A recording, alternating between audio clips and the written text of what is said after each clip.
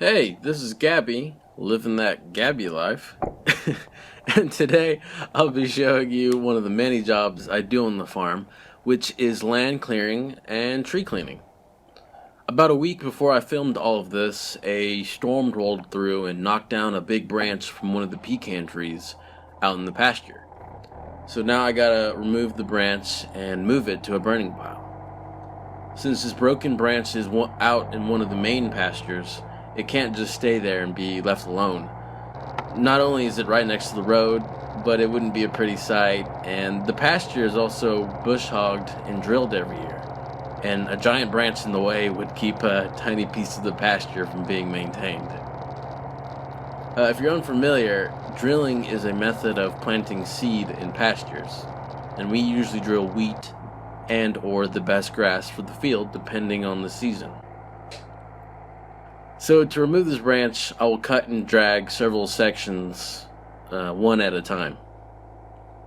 If I didn't have the tractor with me, then I would just cut this branch into multiple smaller pieces and then throw those pieces into the back of my truck. This whole video is actually important though, because this is the first time I truly discovered the power of a tractor. For years, myself, my dad, my brothers, and whomever else we could wrangle to help us would do the same method for tree clearing. One person, usually my dad, would cut down the tree and then cut it into even smaller pieces, in which we all would take those pieces, throw them back to the truck, and then we would carry it off to a burning pile somewhere else on the farm. But as you can imagine, this took a long time. The truck could never hold a whole tree, and once it got full, we would then have to drive to the burning pile and then unload it, and that took time, and it was a slow process, and so we could only do a few trees in a day. But while I was thinking about removing this branch before all the filming, I thought, why not just pull the whole branch to the burning pile? Now, as you can see, I only took one piece at a time, but to finally answer all of y'all who are asking, why not just drag the whole branch? It's because I was worried the tractor might flip. My logic was there's a heavy branch in the front, and the place I was working in was on a hillside, and there were some dangers, yada yada yada. But in retrospect, the tractor had almost a 0% chance in flipping. I could have cut the whole thing at the base and dragged the whole branch to the pile, and I would have been done in 20 minutes. This video isn't really about land clearing, but it's about tractor driving and my experience with it.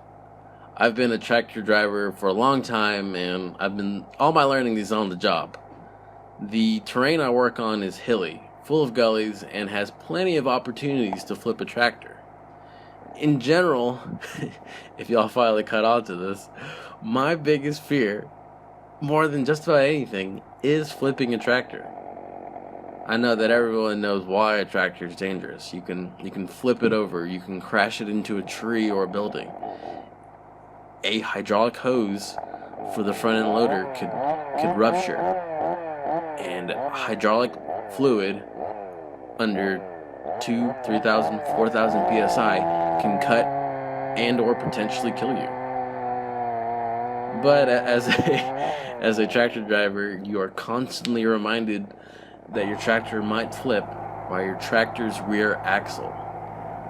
You see, I think most tractors don't have a traditional suspension system like a car does. The front axle of the tractor has a hydraulic system that allows the tires to follow the lay of the land. And that is a hydraulic system, but it's mostly for the rear axle. If the front tires are able to follow the front, the hilly part of the land, it allows the rear axle to stay flat. Now, the seat of the tractor does have a suspension system that allows the seat to absorb shock and bumps, but the rear axle is just a straight line, no springs or hydraulics or anything. Tractors and other heavy equipment don't have a traditional suspension system for a multitude of reasons, but the end result is that the driver feels everything. What that means is, if there's a slight dip or a bump on the field, then it feels like the tractor is going to flip. The tractor is absolutely not going to flip, but it merely feels like it will. I think most drivers learn to tune this feeling out and instead rely on watching the land. And I do this too, and I've learned to sort of tune this feeling out. But I won't completely remove that fear that happens every time I go over a bump or the tractor slightly dips down. And I feel that it's a scary feeling, and I feel it every time, but I know every once in a while that feeling has kept me alive and will probably keep me alive in the future. But anyways, if you ever find yourself cutting a tree and you just want to burn it somewhere else on the land, then just drag it there. It'll save you a lot of time.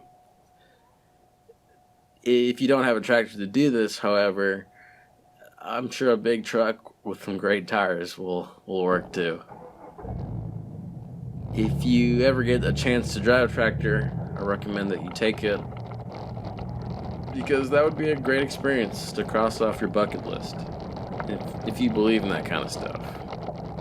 But anyways, thanks for watching.